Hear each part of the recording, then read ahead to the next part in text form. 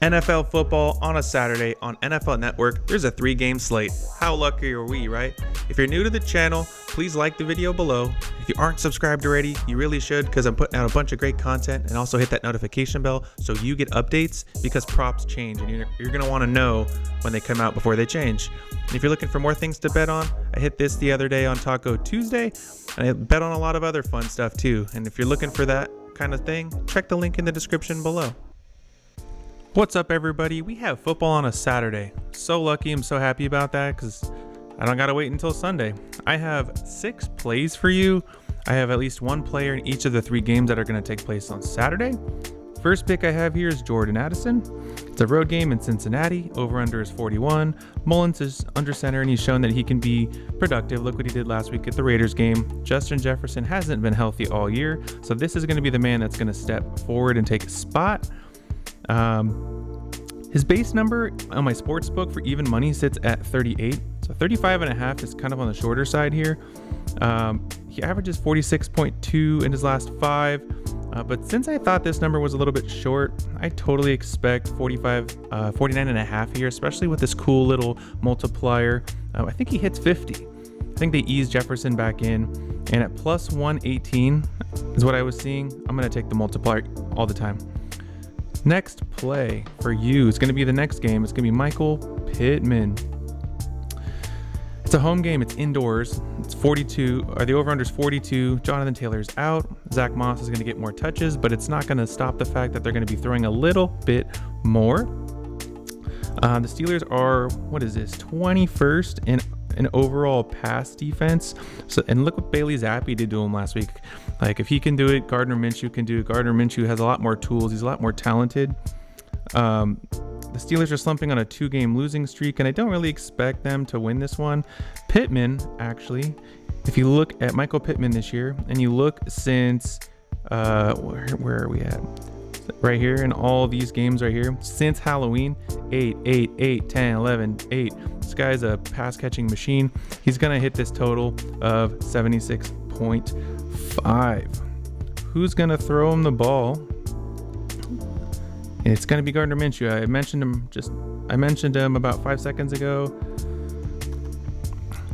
Especially with Zach Taylor being out, I expect them to throw the ball more. He's a fun and flirty option, and he's been playing with confidence. He's been hitting his total 3 out of his last 5. And when I went to my sports book, Gardner Minshew passing yards, 232 minus 150. You're not going to find that kind of value anywhere else.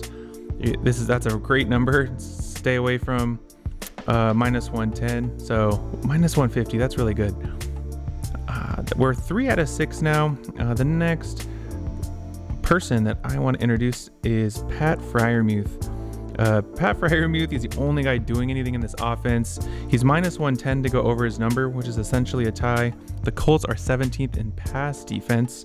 And if we just look at Pat Freiermuth here, especially since the injury, there's 11 targets, 5 targets, 7 targets, 9, 3, and 3. I expect them to rely on Pat Freiermuth a lot. 7 targets. This should have been a lot more than 18 yards. Pat Freiermuth last week had a couple bad drops towards the end of the game, but Pat Freiermuth indoors without the weather being a factor, I fully expect him to make a comeback. 31.5 over.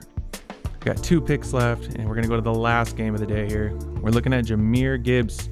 He's on both my fantasy teams.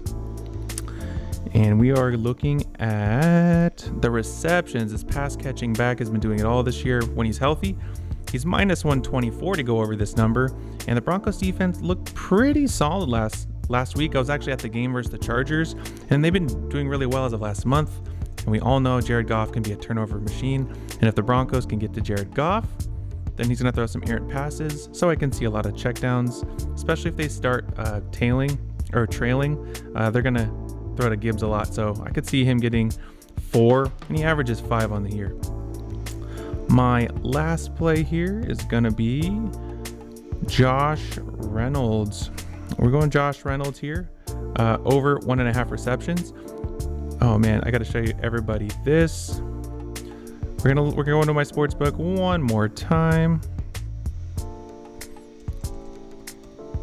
Looking for Josh Reynolds. We're looking for receptions here. 2. So over 1.5 equals 2 minus 143. That's a heck of a number. That's as of right now. He's questionable with a back injury, but there's no any inclination that says he's not going to play. Something I noticed is he averages about 4 targets a game here in this last month, and he's really good at those short screen passes, those short intermediate routes to convert third downs. So I think he's going to hit that number. So give me Josh Reynolds more than 1.5 receptions. I'm going to put 25 bucks on this number. I got a little bit more juice because of the Addison play. And I'm a man of my word. I always put my money where my mouth is. And there it is, ladies and gentlemen. 6 plays to win 750. If I hit 5, 8125. It's kind of a funny number, but I fully expect to hit 6 out of 6. These are my best 6 suggestions. If you have other picks that you made, please comment them down below. You don't have to follow all 6 of these. But anyways, I want to say thank you for watching the video and good luck.